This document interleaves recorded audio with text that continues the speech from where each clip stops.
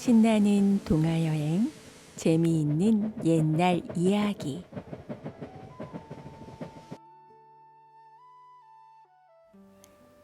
여러분 안녕하세요. 오늘도 신나는 동화여행, 옛날 이야기와 함께 해주셔서 진심으로 감사드립니다. 우리는 살면서 나와 상관없는 일이라는 이유로 누군가의 억울함을 모른 척 지나가게 되는 일이 생기기도 하죠.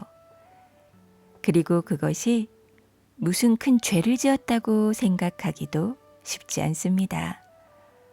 오늘 들려드릴 이야기는 누군가 벼랑 끝으로 내몰릴 때 그저 내 안위를 위해 입을 다물고 고개를 돌려버린 침묵이 과연 죄가 될 수 있을 것인지 묻게 되는 이야기랍니다. 거센 장맛비가 쏟아지던 어느 캄캄한 밤, 다 쓰러져가는 초가집 문턱에는 사람의 목숨을 거두러 온 저승사자가 우두커니 서 있습니다. 그런데 무슨 영문인지 이 저승사자는 방 안으로 한 발짝도 들어서지 못하고 발이 묶이고 말죠. 방 안에는 20해가 넘도록 낡은 염주 한 꿰미를 진 채 숨을 거두지 못하는 한 노파가 있었어요. 과연 저승사자의 발목을 붙잡은 것은 무엇이었을까요? 그럼 지금부터 진정한 참회와 용서에 대한 이야기를 들려드리겠습니다.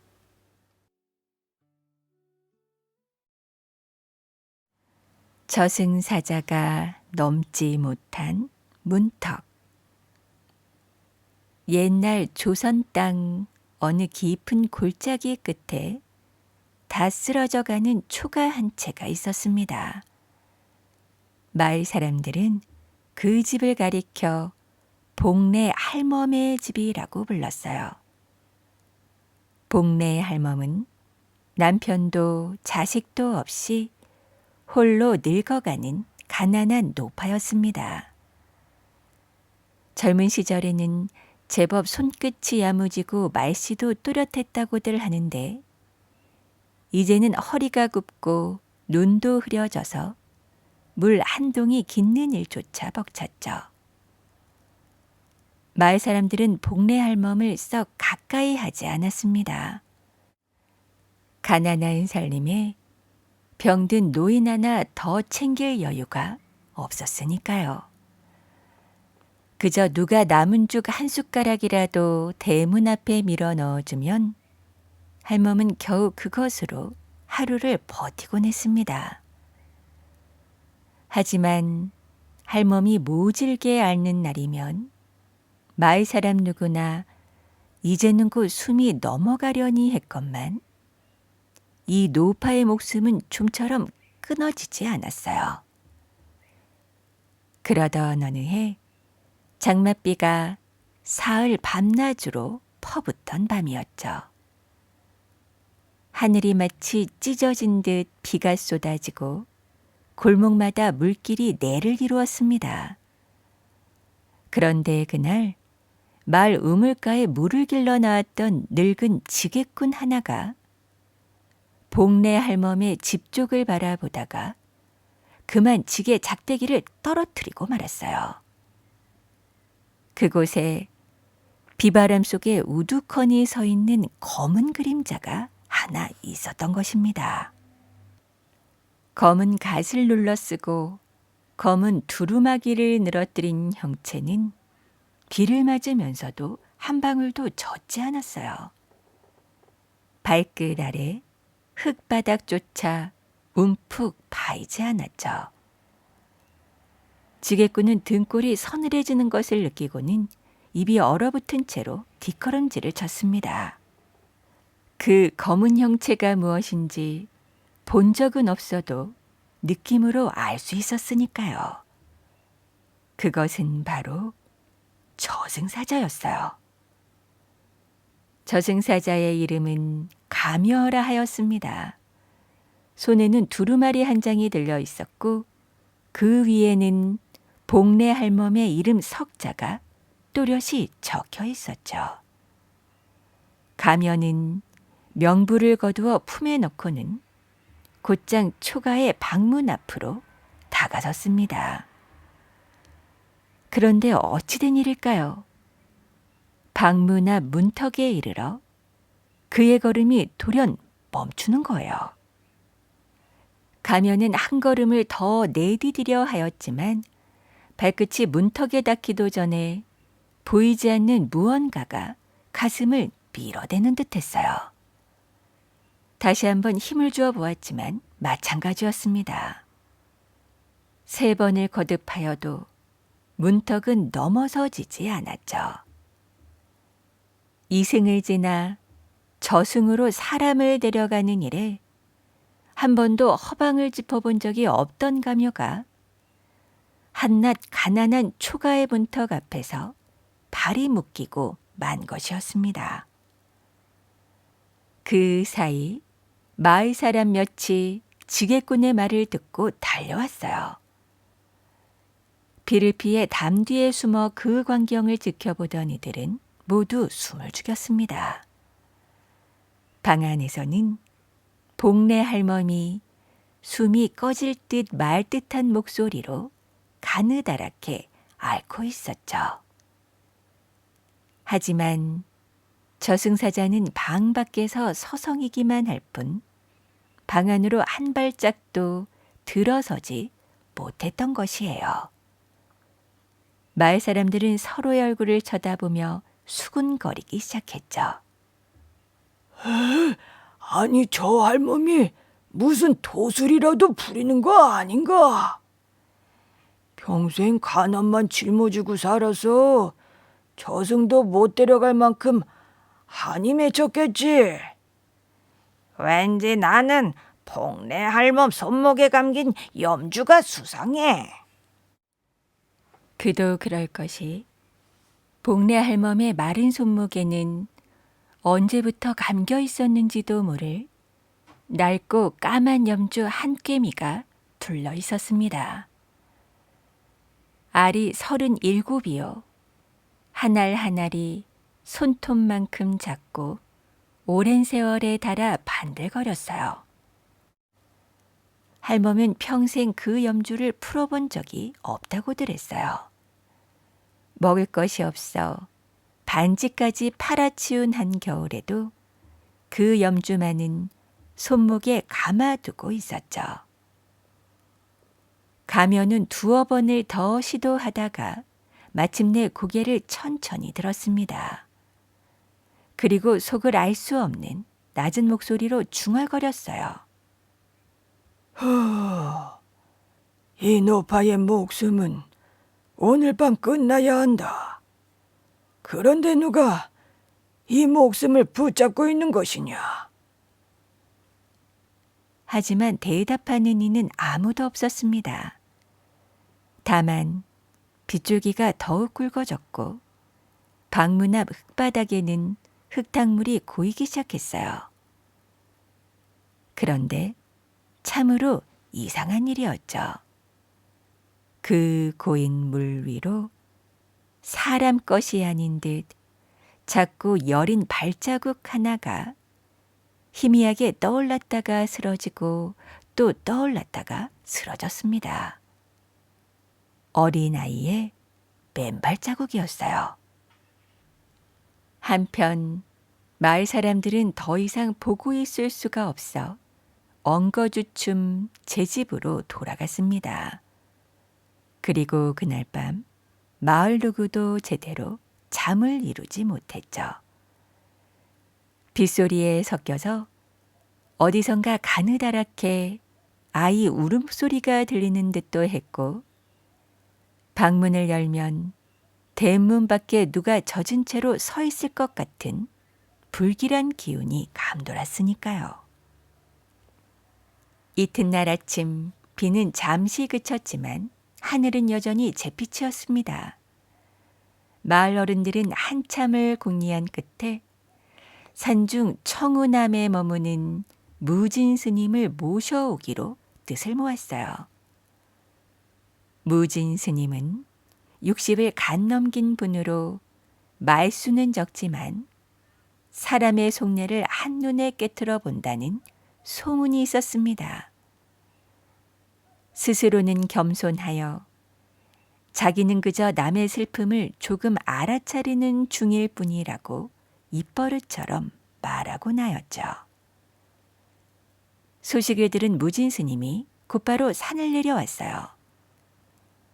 비에 젖은 집신을 털고 복례 할멈의 방으로 들어서는 순간 스님의 눈썹이 살짝 찌푸려졌습니다. 방 안 공기가 유난히 무거웠던 탓이었습니다. 숨을 깊이 들이쉴 때마다 누군가의 오래된 눈물이 아직 마르지 않고 고여있는 듯한 기운이 코끝을 스쳤어요. 복례 할멈은 이미 정신이 반쯤 나간 채였습니다. 마른 입술 사이로 숨이 끊어질 듯 새어나왔고 두 눈은 초점을 잃은 채로 천장 어디쯤을 더듬고 있었죠. 그런데도 손만은 이상하리 많지 꼭 쥐고 있었습니다. 왼쪽 손목에 감긴 낡은 염주를 오른손이 꼭 감싸지고 있었던 것이에요. 무진 스님은 조심스럽게 할멈의 곁에 앉았습니다. 그리고 할멈의 손등 위에 조용히 손을 올려보았죠. 그 순간 스님의 귀에 아주 희미한 소리가 들려왔어요. 다른 사람에게는 결코 들리지 않을 낮게 깔린 어린아이의 울음소리였습니다. 울다 지친 아이가 숨을 죽이며 흐느끼는 듯한 그런 소리였죠. 스님은 놀란 기색을 숨기며 염주를 살며시 풀어보려 하였어요. 하지만 염주는 마치 할멈의 피부에 그대로 눌러붙은 듯 도무지 떨어지지 않았죠. 그때 할멈이 의식 없는 중에도 두 손을 더듬어 염주를 움켜쥐며 겨우 들릴 정도로 신소리를 내뱉었습니다. 그 아이 것이요. 내가 가져서는 아니 되는 것이었소. 방문 밖에서 이 말을 들은 마을 사람들이 술렁였습니다. 아니, 아이라니. 복례 할멈에게 아이가 있었나? 아이고, 저 노파는 평생 혼자 살았는데 무슨 아이는 아이예요. 마을 사람들은 도무지 이해가 안 된다며 쑥덕였습니다. 무진 스님은 그들의 말을 한 귀로 흘려 들으며 낡은 염주알을 손끝으로 하나하나 헤아려 보았어요. 염주알은 모두 37개였습니다. 스님은 그 숫자에 문득 낯익은 기운을 느꼈죠. 사실 그 마을에는 오래전부터 내려오는 기이한 소문이 하나 있었어요. 마을에서 가장 큰 기와집이었던 송진사 댁에서 7살 먹은 여자아이 하나가 누명을 쓰고 쫓겨나 그 밤에 죽었다는 이야기였습니다. 사람들은 시일이 지나면서 그 아이의 이름조차 잊어버렸죠. 무진 스님은 가만히 염주를 내려다보다 다시 복례 할멈을 바라보았어요. 할머니, 이 염주를 어디서 얻으셨습니까? 할멈은 대답하는 대신 기침만 콜록콜록 쏟아낼 뿐이었습니다. 그런데 그 기침 사이에 염주알 하나가 눈에 띄게 검게 변하는 거예요. 마치 맑던 물속에 먹물 한 방울이 번지듯 37개 중 한 알이 먼저 어두워지기 시작했습니다. 스님은 그 자리에서 한참을 말없이 앉아만 있었어요. 그리고 그날 밤 스님은 청우나무로 돌아가지 않고 복례 할멈의 곁을 지켰습니다. 방구석에 작은 등잔 하나를 켜놓고 가사를 두른 채 조용히 연부를 외우기 시작했어요. 빗방울이 처마를 두드리는 소리가 드문드문 들려왔고 그 소리에 섞여서 또 한 번 아이의 흐느낌 같은 것이 방 안을 맴도는 듯했습니다. 그러더니 자정을 넘긴 순간 방문 앞 흙바닥에 작은 발자국이 또렷이 찍혔어요. 그 발자국은 분명 방 밖에서 안으로 걸어 들어온 것이 아니었습니다. 방 안에서부터 시작해 문턱 쪽을 향해 또박또박 걸어나간 모양이었죠. 맨발로 비를 맞으며 오래도록 서 있었던 듯 발자국 가장자리에는 진흙이 잔뜩 묻어 있었죠. 스님은 그 발자국을 한참 내려다보다 조용히 눈을 감았습니다. 그러고는 낮은 목소리로 혼잣말처럼 중얼거렸어요. 이런 이 염주가 할머니를 놓아주지 않는 게로구나. 무진 스님의 말은 방 안 공기에 묘하게 내려앉았습니다. 마치 오래 묻어두었던 무언가가 이제야 제 이름을 불린 듯 말이죠. 그리고 다음 날부터 마을에는 이상한 소문이 돌았어요. 복례 할멈의 방 안에서 밤마다 아이의 흐느낌이 들린다더라는 이야기부터 지붕 위에 작은 새처럼 앉아있는 아이의 모습을 보았다는 사람도 있었고, 심지어는 빗속에서 대문 앞에 홀딱 젖은 아이 하나가 서 있더라는 말도 돌았죠. 하지만 누구 하나 그 아이의 실체를 똑똑히 본 이는 아무도 없었습니다. 무진 스님은 사람들에게 함부로 입을 놀리지 말 것을 이루고는 할멈의 곁에서 그녀의 입이 열리기를 기다리고 있었어요.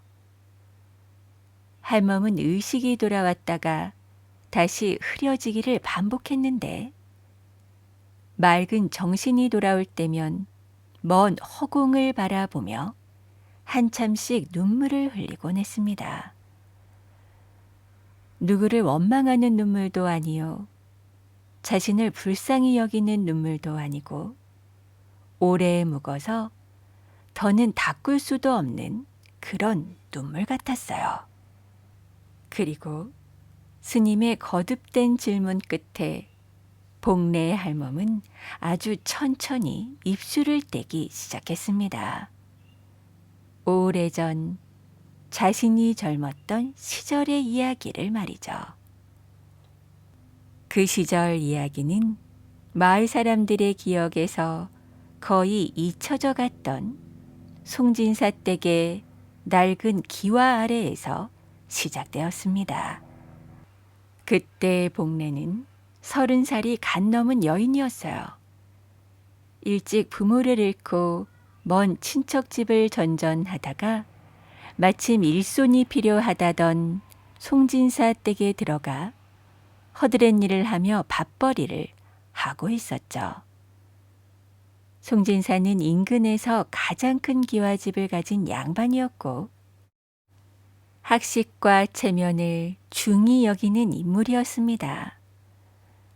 겉으로는 점잖아 보였지만 집안의 체면이 조금이라도 흠집이 날성 싶으면 사람 하나쯤은 거리낌 없이 내치는 이였어요.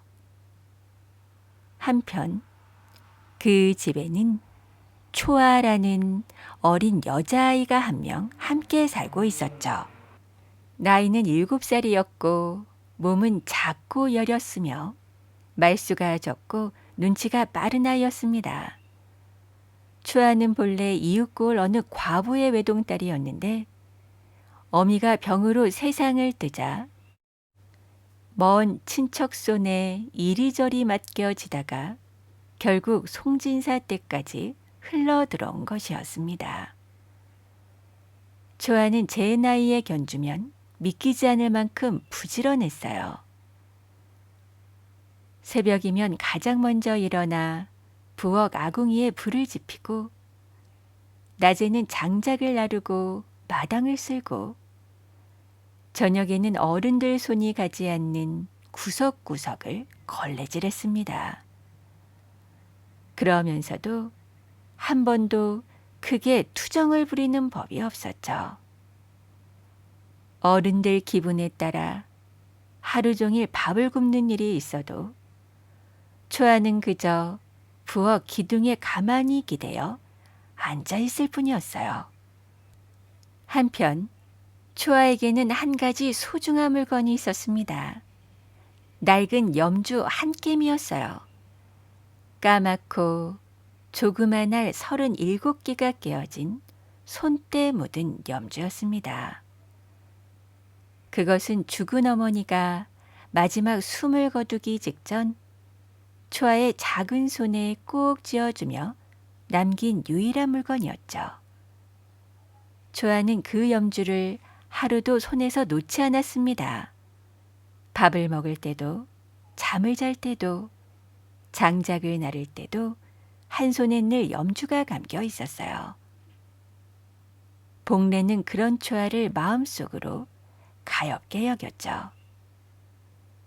제 처지가 하도 고단하여 입 밖에 내어 다정한 말을 건네지는 못했지만 남은 밥이라도 슬쩍 한 덩이 덜어 초아에게 지어주곤 했어요. 초아는 그럴 때마다 고맙다는 말도 제대로 못하고 그저 눈만 커다랗게 뜬 채 복례를 올려다보았습니다. 초아는 가끔 일을 하다 말고 복례 옆에 와서 묻곤 했어요. 사람이 죽으면 정말 저승사자가 데리러 오나요? 그러면 복례는 웃으며 대수롭지 않게 대답했습니다. 그럼 온단다. 하지만 착하게 살면 하나도 무섭지 않다더구나. 그러면 초아는 제 손목에 염주알을 만지작거리며 조심스레 다시 물었어요. 그럼 억울하게 죽은 사람은요? 그런 사람은 어디로 가요? 복례는 그 질문에 얼른 답하지 못했어요. 어린아이가 묻기에는 너무나 서늘한 질문이었기 때문이었습니다. 복례는 그저 웃으며 초아의 머리를 한번 쓸어줄 뿐이었죠. 한편 송진사에게는 며느리가 한 명 있었습니다. 젊은 나이에 시집을 왔지만 성품이 얄팍하고 욕심이 많은 사람이었어요. 친정 쪽 살림이 기울어가는 것을 마음에 품고 남편과 시아버지 몰래 친정에 돈을 붙여줄 궁리만 하고 있던 터였습니다. 겉으로는 사근사근 웃고 있었지만 그 웃음 뒤에는 늘 남의 눈을 속이려는 궁리가 꿈틀거렸죠. 그런데 며느리는 이상하게도 초아를 못마땅하게 여겼어요. 아무 잘못도 하지 않은 아이인데 자기 눈앞에 얼씬거리는 것만으로도 짜증을 부렸습니다. 사실 며느리는 시집 온 지 몇 해가 되었는데도 손주를 안겨드리지 못해 시아버지의 눈치를 보고 있던 터였죠. 그런데 시아버지가 초아를 어여삐 여기는 모습이 눈엣 가시처럼 여겨졌던 참이었어요. 며느리는 초아를 쉬지 않고 부렸습니다. 그러면서도 시아버지의 안방 근처 심부름을 보낼 때면 꼭 초아를 부르고 나였어요. 그 모습을 보고 복례는 부엌에 있어야 할 아이를 굳이 안방 가까이로 보내는 것이 이상하다고 여기고 고개를 갸웃거리곤 했죠. 그러던 어느 날이었습니다. 송진사 댁에서 귀하게 여기던 은비녀 하나가 감쪽같이 사라지는 일이 벌어졌어요. 그 비녀는 송진사의 돌아가신 어머니가 물려준 유품으로 장롱 깊숙한 곳 비단 보자기 안에 고이 모셔두던 것이었죠. 집안이 발칵 뒤집혔고 하인과 하녀들이 모조리 불려 나와 하나하나 몸수색을 당해야 했습니다. 그런데 참으로 기막힌 일이 벌어지고 말았어요. 초아의 작은 보따리 속에서 그 은비녀가 버젓이 튀어나온 거예요. 초아는 깜짝 놀라 자기 물건이 아니라며 울먹였습니다. 바로 그때 며느리가 소리를 높였어요. 내 너를 어여삐 여겨 안방 심부름을 믿고 늘 시켰거늘 이런 은큼한 짓을 저지르다니. 아버님, 이 계집을 당장 이 집에서 쫓아내야 할 것이옵니다. 송진사는 엄한 얼굴로 고개를 주워거렸습니다. 집안의 체면에 조금이라도 흠집이 나는 것을 용납하지 않는 사람이었으니 초아의 말은 들어보지도 않은 채 그날 밤 안으로 당장 내쫓으라고 명하였어요. 하인들이 웅성거리는 사이 복례는 안절부절 못한 채 한쪽 구석에 서 있었습니다. 사실 복례는 그날 아침 부엌으로 가던 길에 이상한 장면을 하나 보았던 거예요. 송진사 댁 며느리가 남의 눈을 피해 안방으로 살짝 들어가더니 잠시 뒤 작은 보자기 하나를 손에 든 채 초아의 잠자는 방으로 걸음을 옮긴 것을 말이죠. 그때는 그저 무슨 일이 있겠거니 했지만 지금 와서 돌이켜보니 그 보자기가 바로 은비녀를 담은 물건이었던 것이 분명했습니다. 복례가 말 한마디만 하면 초아를 구할 수 있었어요. 하지만 복례의 입술은 겁에 질려 얼어붙어 있었습니다. 자기가 나섰다가 며느리의 미움을 사면 다음 날로 자신도 이 집에서 쫓겨나 갈데없는 처지가 될 것이 분명했으니까요. 남의 집 허드렛 일이나마 붙들고 사는 밥그릇이 그 순간에는 어린아이의 목숨보다 무겁게 느껴졌던 것입니다.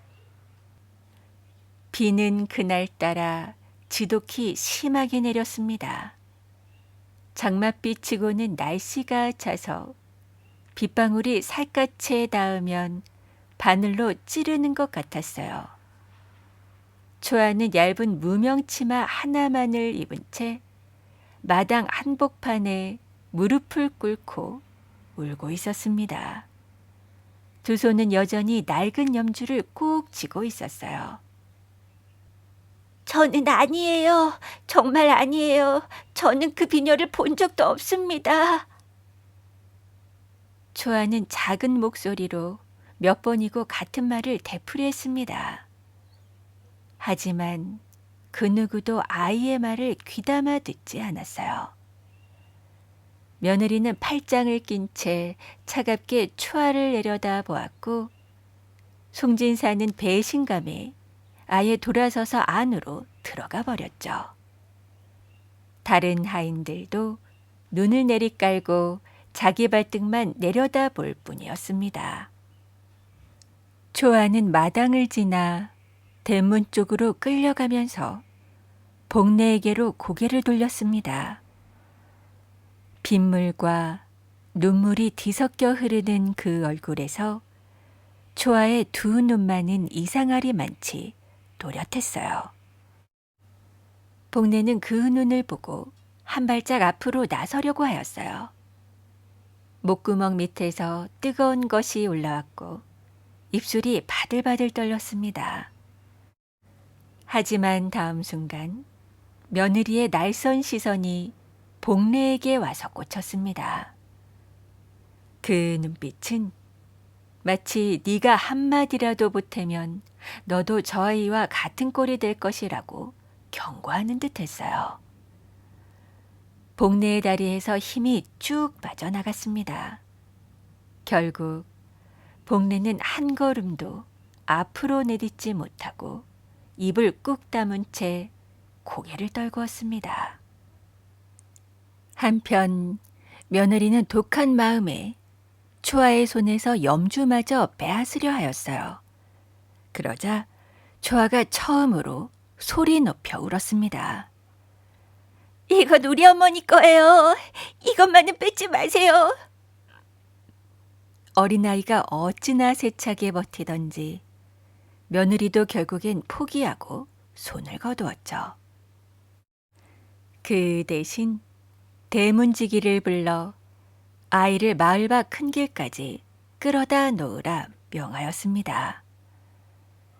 대문이 열리자 세찬 비바람이 집 안으로 몰아쳐 들어왔어요. 초아는 대문 밖으로 떠밀려 나가기 직전 마지막으로 복례를 한 번 더 바라보았어요. 그러고는 작은 목소리로 이렇게 말했습니다. 언젠가 이 염주가 말해줄 거예요. 누가 거짓말을 했는지 말이에요. 그 말을 끝으로 초아는 비바람 속으로 사라졌어요. 복내는 대문이 쾅 하고 닫히는 소리를 들으면서도 그 자리에서 한 발짝도 움직이지 못했습니다. 어린아이 하나가 비 내리는 밤길로 홀로 내던져졌는데 어른들이 가득한 집안에서 누구 하나 그 아이를 붙잡지 않았어요. 그날 밤 복내는 잠을 이루지 못했습니다. 처마 끝에 빗방울이 떨어지는 소리가 유난히 크게 들렸고 바람이 몰아칠 때마다 어디선가 아이의 울음소리가 실려오는 듯도 했죠. 복내는 이불을 머리 끝까지 뒤집어 쓰고는 귀를 막았습니다. 그러나 아무리 막아도 그 소리는 귓속이 아니라 가슴속에서 울리고 있었어요. 그리고 다음 날 새벽 마을 뒷산 비탈 아래에서 초아가 싸늘하게 식은 채로 발견되었죠. 아이의 작은 손에는 낡은 염주 한 꿰미가 꼭 쥐어져 있었습니다. 초아가 죽었다는 소식이 전해지자 송진사 댁은 잠시 어수선해지는 듯 했지만 그것도 한나절 뿐이었어요. 송진사는 하인들을 모두 불러놓고 초아가 제 죄를 부끄러이 여겨 야반도주 하다가 비탈에서 미끄러져 죽은 것이라고 입을 맞추라 하였죠. 부잣집 어른의 말이 곧 법이던 시절이라 마을 사람들도 고개를 갸웃하면서도 겉으로는 그런가 보다 하고 넘어갈 수밖에 없었습니다. 시신을 거두는 일은 복례의 몫으로 돌아왔어요.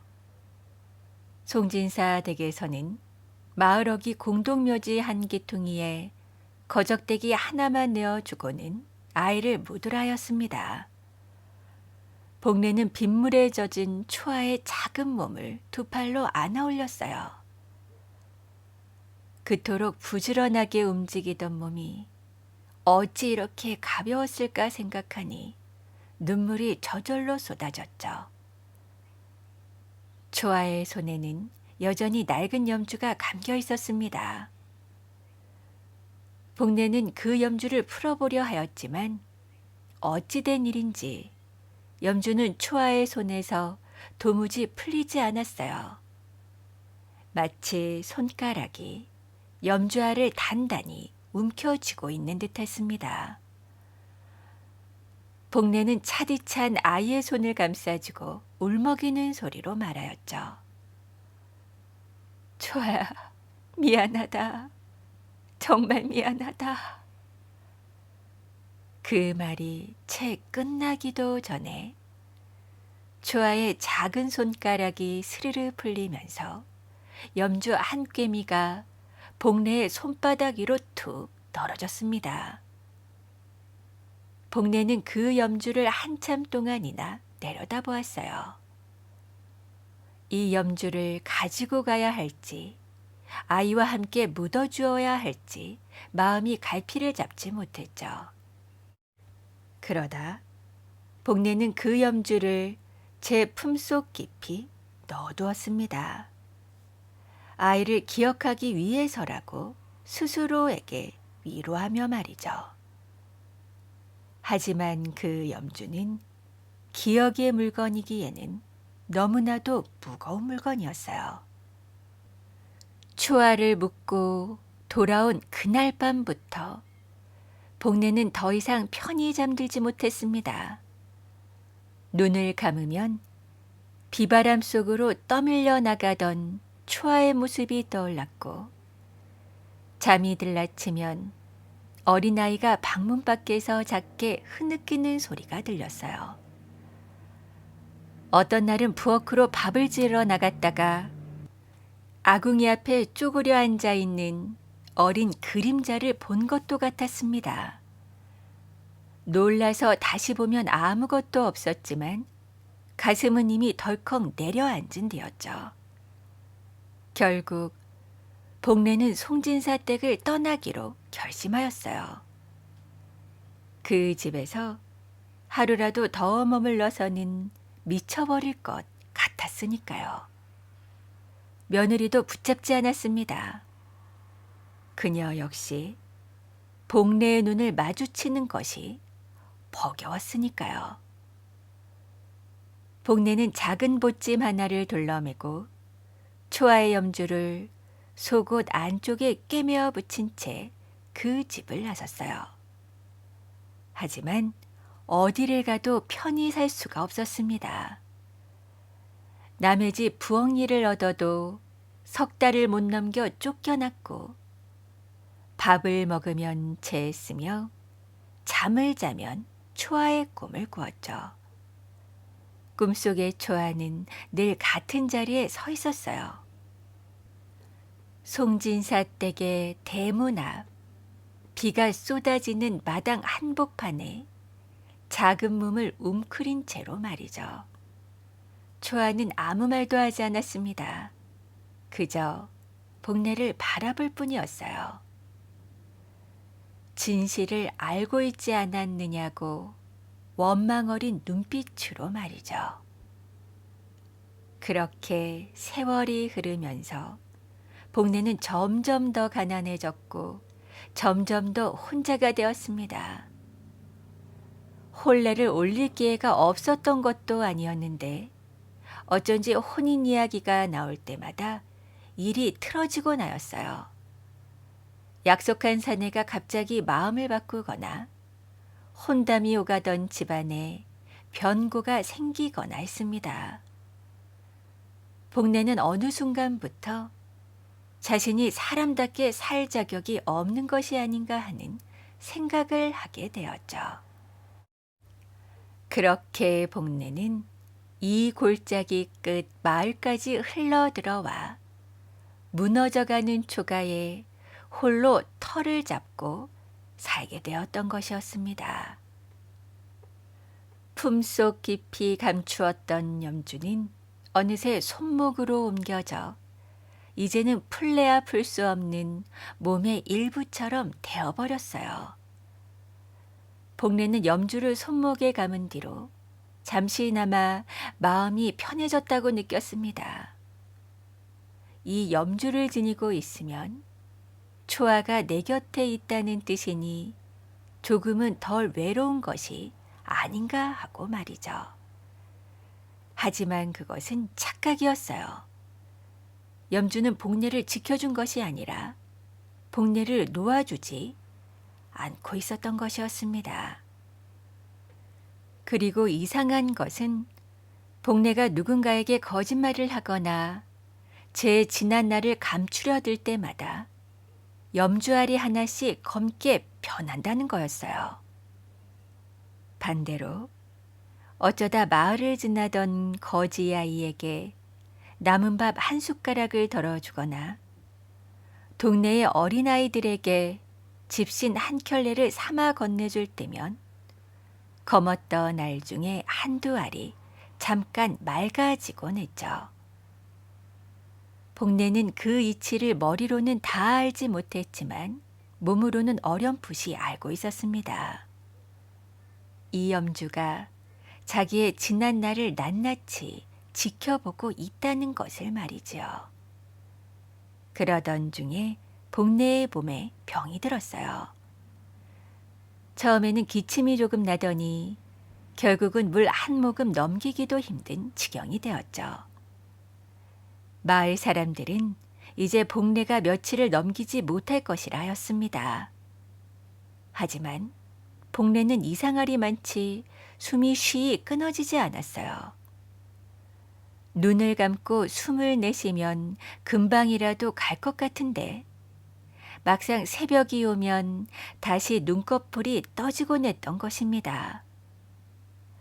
복내 자신도 그 까닭을 몰라 답답해하던 차에 마침내 그 장맛비 내리던 밤에 저승사자 가며가 문턱 앞에 당도하였던 것이었죠. 여기까지가 복내 할멈의 입으로 전해진 지난 날의 이야기였습니다. 무진 스님은 그 이야기를 듣는 내내 눈을 지그시 감고 한마디도 끊지 않고 끝까지 들었어요. 복내가 말을 맺고는 다시 기침을 시작하자 스님은 비로소 눈을 뜨고 조용히 입을 열었습니다.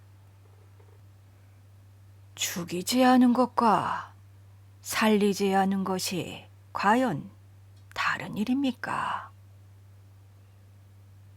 그 한마디가 복내의 가슴 한복판에 꽝 하고 내리꽂혔습니다. 복내는 그동안 스스로에게 되풀이해온 변명 하나를 가슴 깊이 품고 살아왔어요. 나는 초아를 죽이지 않았어. 나는 그저 가만히 있었을 뿐이야. 그 아이를 내친 것은 그 집 며느리지 내가 아니야. 그렇게 말이죠. 그런데 그 스님의 질문이 그동안 버텨온 그 변명의 벽을 단번에 무너뜨리고 만 것이었죠. 복내의 마른 눈에서 눈물이 흘렀어요. 내가 말하지 않았소. 내가 다 보고도 입을 다물었소. 그 어린 것을 빗속으로 내몰 때에 내가 한마디만 했으면 되는 일이었는데 내 목구멍이 얼어붙어서 내 밥그릇이 무서워서 끝내 한마디도 못하였소. 방문 밖에서 그 말을 듣고 있던 저승사자 가녀의 갓끝이 가만히 움직였습니다. 가면은 빗줄기 사이로 나직하게 입을 열었어요. 높아요. 네가 그 어린 영혼을 달래주지 못한다면 너는 오늘도 가지 못하고 내일도 저승으로 가지 못할 것이다. 숨은 붙어 있으나 산 목숨은 아닌 채로 저 아이의 울음 속에 묶여 살아가게 될 것이다. 복내는 그 말에 몸서리를 쳤습니다. 죽음보다 무서운 것이 죽지 못하는 것이었어요. 살아도 산 것이 아니고 가려 해도 가지 못하는 그 중간에 끼어버리는 일이야말로 가장 깊은 벌이 아니고 무엇이겠습니까? 그때 무진 스님이 복내의 쪼그라든 손을 가만히 잡았습니다. 그 아이의 이름을 한번 불러보시지요. 그동안 한 번도 입에 올리지 않으셨지요. 복내는 흠칫하며 스님을 쳐다보였어요. 과연 그러했습니다. 복례는 그동안 초아의 이름을 단 한 번도 소리내어 부른 적이 없었어요. 그 이름을 입에 올리는 순간 모든 것이 무너질까, 지난날의 잘못이 한꺼번에 쏟아져 나올까봐 그 두 글자를 혀끝에 올리지 못한 채 살아왔던 것입니다. 복례는 떨리는 입술로 초아가 죽은 후 처음으로 그 이름을 소리내어 불렀습니다. 초아야. 그 목소리가 방안을 울린 순간 까맣게 변해 있던 염주알 중의 한 알이 맑게 빛났어요. 마치 오랜 세월 묻혀있던 돌멩이가 물속에서 씻긴 듯한 빛깔이었습니다. 복례도 스님도 그 광경을 놓치지 않고 보았죠. 무진 스님은 그제야 낮은 목소리로 말했습니다. 그 아이를 죽음으로 몰아넣은 사람 중 사람같이 살지 못하고 있는 사람이 또 한 명이 있지요. 복례는 그 말에 떨리는 목소리로 되물었어요. 혹시 그 집 며느리를 말하는 것입니까? 살아는 있으나 사람답게 살고 있지는 못할 것입니다. 그 일이 있고 난 밤부터 그 사람도 제 나름의 감옥에 갇혀 있었을 테니까요. 그 일을 찾아가 참회를 하게 해야 할 것입니다. 스님의 말에 따르면 그 집 며느리는 송진사가 세상을 뜬 뒤 집안이 크게 기울자 이웃곡을 외딴 집에 몸을 숨기고 홀로 늙어가고 있다 하였어요. 젊어서는 그리도 매서웠던 사람이 이제는 병치레로 제 몸 하나 건사하지 못하는 형편이라는 것이었죠. 복례는 그 이야기를 듣고 한참을 천장만 올려다보았습니다. 지금의 제 몸으로는 한 걸음을 내딛는 것도 힘이 드는데 어찌 저 먼 곳까지 간단 말인가 싶었죠. 하지만 곁에서 스님이 조용히 말하였습니다. 할머니의 두 다리가 가는 것이 아닙니다. 할머니의 마음이 가는 것이지요. 발은 제가 받쳐드리겠습니다. 이튿날 비가 잠시 그친 틈을 타 복례와 무진 스님은 길을 나섰습니다. 마을 사람들은 죽어가던 노파가 어디로 가느냐며 혀를 찼지만 누구도 감히 그 길을 막지는 못했어요. 스님이 수레 하나를 빌려와 복례를 태우고 그 수레를 손수 끌었습니다. 복례는 수레 위에 몸을 웅크린 채 손목의 염주를 한 알 한 알 만져보았어요. 염주 알은 대부분이 까맣게 어두워 있었죠. 이웃골 외딴 집에 당도하였을 때는 해가 서산에 걸려 있었어요. 낡은 살인문을 열고 들어서니 마당에는 풀이 우거져 있고 돛돌 위에는 먼지가 뽀얗게 앉아 있었습니다. 방문을 두드리자 안에서 쉰 목소리가 하나 들려왔어요.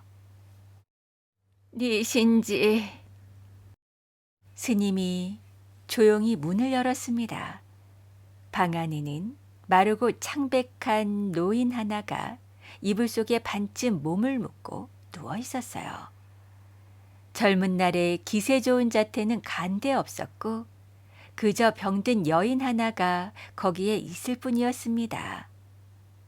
하지만 복례는 그 얼굴을 보자마자 단번에 알아보았죠. 옛날 어린 초아의 보따리에 은비녀를 몰래 넣던 바로 그 여인의 얼굴이었으니까요. 며느리도 복례를 알아보았습니다. 다만 그녀는 알아보았다는 내색을 하지 않으려 했었어요. 눈을 감고는 귀찮다는 듯이 돌아누우며 말하였죠. 무슨 일로 이 외진 집까지 찾아오셨소? 나는 이제 세상 일에 관여하지 않소이다. 복내는 대답하는 대신 떨리는 손으로 소매 안에서 낡은 염주 한 깨미를 꺼내 방 바닥에 가만히 내려놓았습니다. 그 조그마한 소리에 며느리가 눈을 번쩍 떴어요. 그녀의 얼굴빛이 순식간에 사색으로 변하였죠. 이것은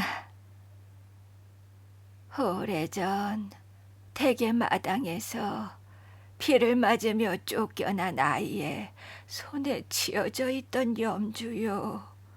이 염주가 지금까지 나를 놓아주지 않고 있어. 며느리의 눈동자가 크게 흔들렸습니다. 그녀는 한참 동안 염주를 내려다보기만 하다가 입가에 비웃음을 지으며 말했어요.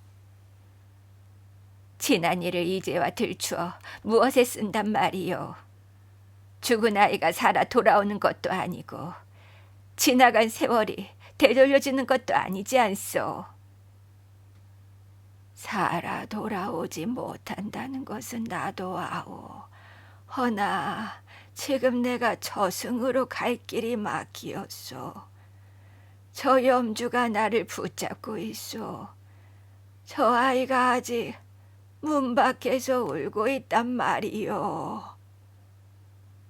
복내의 목소리는 거의 울음에 가까웠습니다. 며느리는 그제야 복내의 낯빛이 예사롭지 않다는 것을 느꼈는지 침묵에 잠겼어요. 그 침묵 속으로 무진 스님의 낮은 연불 소리가 스며들었습니다. 그때 방 안의 촛불이 갑자기 픽 하고 꺼졌어요. 바깥에 바람이 분 것도 아닌데 말이었죠. 어둠 속에서 복내가 꺼내놓은 염주알이 딸깍딸깍하며 제 혼자 소리를 내기 시작했습니다. 마치 누군가 손가락으로 염주알을 하나씩 굴려보고 있는 듯한 소리였어요. 며느리는 얼굴에서 핏기가 사라졌습니다. 그녀는 저도 모르게 두 손으로 귀를 막았지만 그 소리는 귀로 들리는 소리가 아니었습니다. 가슴속 깊이에서 들려오는 소리였죠. 그리고 그 소리 위로 어린 초아가 마지막으로 남기고 간 말이 어디선가 희미하게 떠올랐어요. 언젠가 이 염주가 진실을 말해줄 것이라고 했던 말 말이죠. 며느리는 결국 두 손으로 얼굴을 감싸쥐고 흐느끼기 시작했습니다. 오래 참아온 것이 한꺼번에 쏟아져 나오는 울음이었어요. 그녀는 한참을 울다가 마침내 입을 열었습니다. 그 은비녀는 내가 초아 보따리에 감추었소. 친정집 살림이 망해가는 꼴을 참아 볼 수가 없어서 그것을 몰래 빼내어 나중에 팔아 돈으로 바꿀 셈이었는데 그때 초아가 마침 지나다가 나와 눈이 마주친 게지. 집안에 소동이 나고 누군가 의심을 받게 될 참이 되니 내가 그만 겁이 나서. 그녀의 말은 한 번 끊겼다가 다시 이어졌습니다. 어린 것이 만만하였소이다. 만만하여 그 아이의 보따리에 비녀를 슬쩍 넣었소. 하지만 그 아이가 그렇게 죽을 줄은 정말로 몰랐단 말이오. 복내는 그 말을 들으며 눈을 감았습니다. 그 몰랐다는 말이 얼마나 가벼운 변명인지 이제는 너무나 잘 알고 있었어요. 그러면서도 복내는 며느리를 원망할 자격이 제게 있는지 스스로에게 되물었죠. 며느리가 은비녀를 넣었다면 복내는 그것을 보고도 침묵했으니까요. 두 사람의 죄는 저울에 올리면 무게는 다를지 몰라도 같은 아이를 빗속으로 몰아넣었다는 점에서는 다를 것이 없었던 것입니다. 며느리는 다시 말을 이었어요. 그 뒤로 나는 단 하루도 편한 잠을 자본 적이 없어. 꿈을 꾸면 늘 그 아이가 마당에 무릎을 꿇고 있어. 내가 아무리 못 본 척을 하여도 그 눈이 자꾸 나를 쳐다보. 그래서 나는 이리 병이 들었어. 이 병은 의원이 고칠 수 있는 병이 아니요. 그녀의 고백이 끝나자 방바닥에 놓인 염주의 끈이 스르르 느슨해졌습니다. 완전히 풀린 것은 아니었지만 분명히 무엇인가가 조금 헐거워진 느낌이었어요. 무진 스님은 그 모양을 보며 조용히 말하였죠. 이제 복내 할멈 차례십니다. 그 아이가 가장 오래 기다려온 사람은 자기에게 누명을 씌운 이가 아닐 것입니다. 그 밤에 자신을 분명히 보고도 끝내 고개를 돌려버린 사람이지요. 복내는 마지막 매듭은 결국 자신이 풀어야 한다는 것을 깨닫게 되었어요. 복내 할멈이 그 외딴 집을 나섰을 때는 하늘이 다시 낮아지기 시작하였습니다. 오던 길을 되돌아 마을로 접어들 무렵 굵은 빗방울이 다시 한 방울씩 떨어지기 시작했죠. 그것이 공교롭게도 예전 초아가 쫓겨나던 그 밤의 비와 꼭 닮은 빗방울이었습니다. 복내는 마을로 바로 돌아가지 않았어요. 무진 스님의 부축을 받으며 청우나무로 올라가는 비탈길로 발걸음을 옮겼습니다. 청우남 마당에는 오래된 작은 돌탑 하나가 서 있었어요. 누가 언제 쌓았는지 모르는 세월에 다른 돌탑이었죠. 복내는 그 돌탑 앞에 힘겹게 무릎을 꿇었습니다. 마른 손목에서 낡은 염주를 스스로 풀어 돌탑 앞에 가지런히 놓았어요. 그동안은 아무리 풀려 해도 풀리지 않던 염주가 이번에는 너무나 가볍게 손목에서 벗겨졌습니다. 마치 주인이 이제야 제대로 된 자리를 찾아주었다고 고개를 끄덕이는 듯했죠. 복내는 돌탑을 향해 고개를 숙였어요. 빗물이 얼굴 위로 흘러내리고 있었지만 닦을 생각도 하지 않았습니다. 좋아야, 내가 왔다. 너무도 오래 걸렸구나. 미안하다. 정말로 미안하다. 복내는 한 번에 모든 말을 쏟아내지 못하고 한마디 한마디를 천천히 겨우 이어갔습니다. 나는 너를 죽이지 않았다고. 나 자신을 속이며 살아왔다. 그 밤에 내가 한 일은 아무것도 없으니 나는 잘못한 것이 없다고 억지로 믿으며 살아왔다. 하지만 그것이 거짓이었어. 내가 너를 살릴 수 있었는데 살리지 않았구나. 네가 울면서 나를 바라볼 때 내가 한마디만 했으면 되는 일이었는데 내가 내 밥그릇이 무서워서 그만 입을 다물고 말았어. 좋아야, 내가 너를 버렸구나. 그 고백이 복내 입에서 떨어지는 순간 돌탑 앞 염주알들이 하나씩 맑아지기 시작했습니다. 한 알, 또 한 알, 오랫동안 까맣게 묻혀있던 알들이 빗물에 씻기듯 본래의 빛을 되찾아갔어요. 그리고 돌탑 옆 작은 소나무 아래 희미한 그림자 하나가 조용히 떠올랐습니다. 어린 여자아이의 모습이었죠. 바로 초아였습니다. 오래도록 울다가 지쳐 이제는 더 울 기운도 없는 그런 아이의 얼굴이었죠. 초아는 복례를 물끄러미 바라보다 가만히 염주를 내려다보았어요. 그러고는 작은 손을 뻗어 돌탑 앞에 놓인 염주를 살며시 집어들었어요. 염주알들은 이제 거의 모두 맑아져 있었습니다. 초아는 염주를 제 가슴께에 품고 복례를 다시 바라보았죠. 이렇게 30년이 지나고 나서야 제 누명이 벗겨졌네요.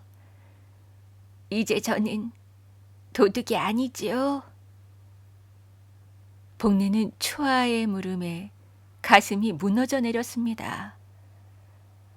그래, 아니다. 너는 도둑이 아니야. 한 번도 도둑이었던 적이 없었다. 우리가 죄인이다. 너는 억울하게 죽은 아이였을 뿐이야. 초아의 얼굴 위로 옅은 미소가 번졌습니다. 기쁜 웃음도 슬픈 웃음도 아닌 그저 이제 되었다고 말하는 듯한 그런 웃음이었죠. 그리고 초아의 모습은 빗방울이 유리에 번지듯 서서히 흐릿해져 갔어요. 사라지기 전에 초아는 한 번 더 복례를 바라보았습니다. 그 눈에는 더 이상 원망도 두려움도 남아있지 않았어요. 이제 저는 제 갈 길로 돌아가겠습니다. 그 말을 끝으로 초아의 모습은 완전히 사라졌어요. 돌탑 앞에 남은 것은 맑아진 염주 한 깨미와 무릎을 꿇은 채로 흐느끼는 늙은 노파뿐이었습니다. 빗줄기는 어느새 가늘어져 있었고 먹구름 사이로 희미한 달빛이 새어나왔어요. 복례는 무진 스님의 부축을 받아 일어섰죠. 이제는 이상하리만치 마음이 가벼웠습니다.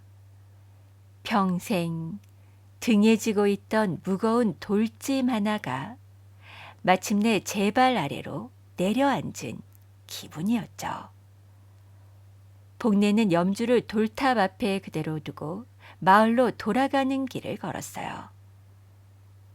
스님이 천천히 그 옆을 따라 걸었습니다. 복례의 초가 방문 앞에 저승사자 가묘가 여전히 그 자리에 서 있었습니다. 검은 갓도 검은 두루마기도 처음 그대로였죠.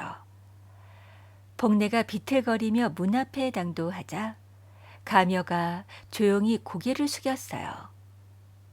복례는 편안한 얼굴로 가묘를 올려다보았습니다.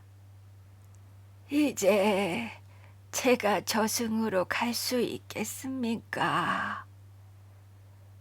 복례의 물음에 가면은 한 걸음을 내디뎠습니다. 오랜 시간 버텨온 그 문턱이 이번에는 아무런 저항도 하지 않았어요. 가며의 발이 문턱을 넘어 방 안으로 부드럽게 들어섰죠. 이제는 그 아이가 너를 붙잡고 있지 않구나. 이제 너를 놓아 주었다. 복례는 조용히 방 안에 몸을 뉘었습니다. 거적자리에 누운 복례의 얼굴에는 30년 만에 처음으로 편안한 기색이 떠올랐죠. 무진 스님이 곁에 앉아 연부를 외우기 시작했고 가면은 머리맡에 조용히 서 있었어요. 복례는 가느다란 목소리로 마지막 말을 남겼습니다. 좋아야. 그동안 많이 외로웠지. 내가 네 곁으로 가마. 그 말을 끝으로 복례의 숨결이 천천히 가라앉았습니다. 긴 한숨 같기도 하고 오래 참아온 울음의 끝자락 같기도 한 숨이었어요. 복례의 할멈은 그렇게 조용히 세상을 떠났죠. 그날 밤 내내 이상하게도 마을 어디에서도 까마귀 울음소리 하나 들리지 않았고 개들도 짖지 않았습니다. 다만 청우남쪽 하늘에만 별 하나가 유독 맑게 빛나고 있었죠. 다음 날 아침 마을 사람들은 복례 할멈의 초가 앞에 모여들었어요. 무진 스님은 사람들에게 지난밤의 일을 들려주었습니다. 오래전 송진사 댁에서 억울하게 죽은 여자아이가 있었는데 그 아이의 이름이 추하였다는 것을, 그 아이가 도둑이 아니었다는 것을 말이죠. 며칠 뒤 청우남 돌탑 옆에 작은 나무패 하나가 세워졌어요. 그 나무패에는 무진 스님의 손글씨로 이렇게 적혀 있었죠. 초아, 이름을 되찾은 아이라고 말이죠. 복례 할멈의 무덤은 그 돌탑에서 조금 떨어진 양지 바른 곳에 자리를 잡았습니다.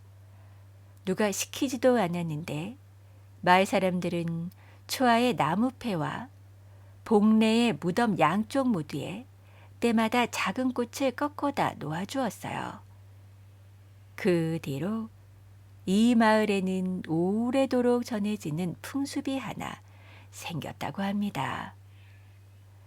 가난한 집 아이가 혹여 도둑이라는 말이라도 들으면 어른들이 먼저 나서서 아이의 말을 끝까지 들어주었고, 병든 노인이 홀로 앓고 있다는 소문이 돌면 누구 하나 빠짐없이 번갈아가며 죽 한 그릇씩을 날라주었다고 말이죠. 사람들은 서로 말하고 나였어요.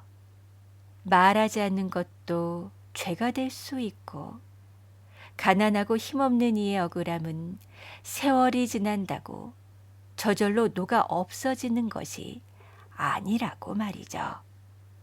그리고 비가 유난히 많이 내리는 날 밤이면 청우남 돌탑 옆에 작은 아이 하나와 늙은 할머니가 나란히 앉아 두런두런 이야기를 나눈다는 전설이 전해온답니다.